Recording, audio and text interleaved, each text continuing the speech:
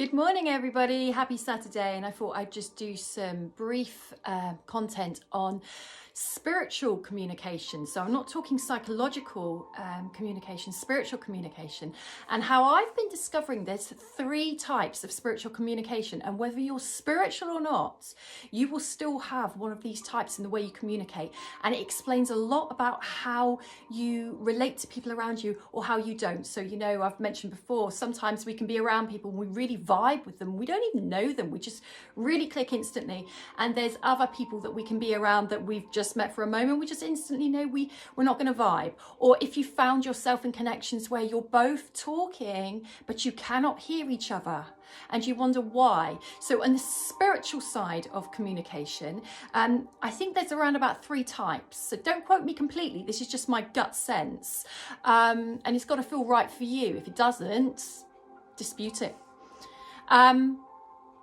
So one type is soul talk. So it's people on a vibration of communication that's vibrating with their soul energy, and we're made up of different parts. There's another type of way of expressing ourselves, which is people who tend to express emotionally, and these can merge these different types. And the third one I feel like I'm beginning to understand more is the physical type of communication that some people have. So you will tend to communicate on one of these planes predominantly. It's like your energy. So the people who communicate on the physical plane will be more in alignment with the body. They'll be discussing through the body, through a body sense.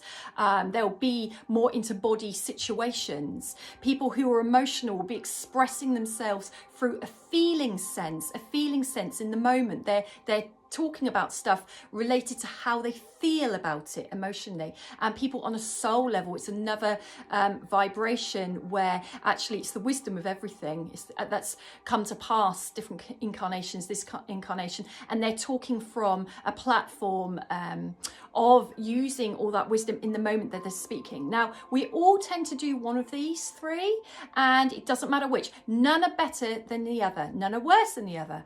It's just about a frequency, and in my sense, we actually have to experience all 3.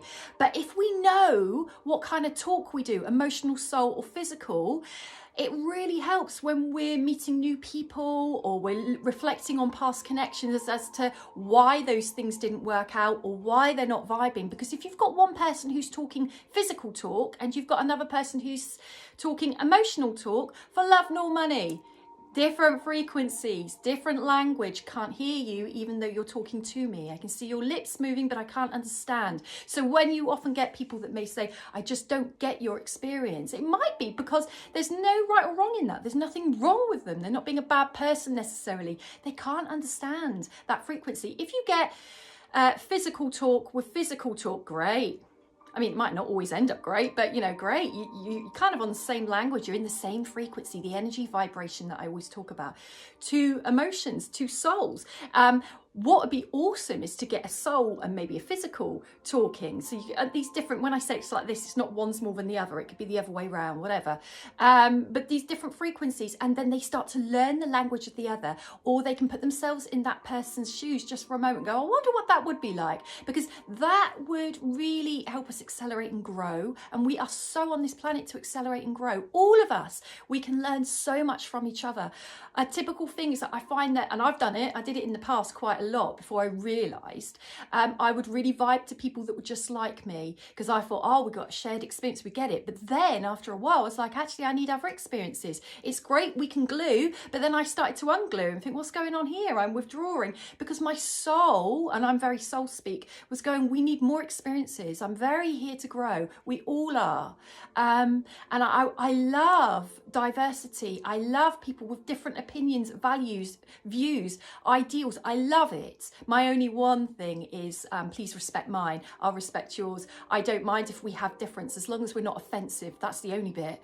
I can take a little bit from everything and love it. I'm here to learn and absorb like a sponge. It drives me nuts sometimes. But I wonder what speak you are, you know, soul, emotion, physical. Who do you vibe with? When you're picking partnerships, it's really good to know what kind of plane you're on and work out what kind of plane they're on. And that's something to do with numerology. So it is done. I'm not going to do that on a video because it would take a lot longer than a few minutes. But you can look these things up and work out, my numerology is this in this area of my life.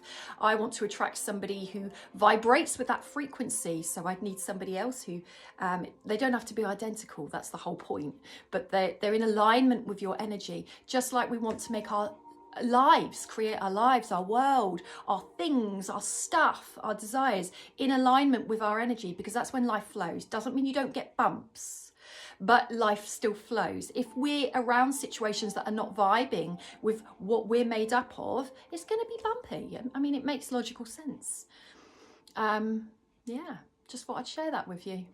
I feel like I just ranted, but I thought I'd share it with you anyway. Happy Saturday, everybody. See you later.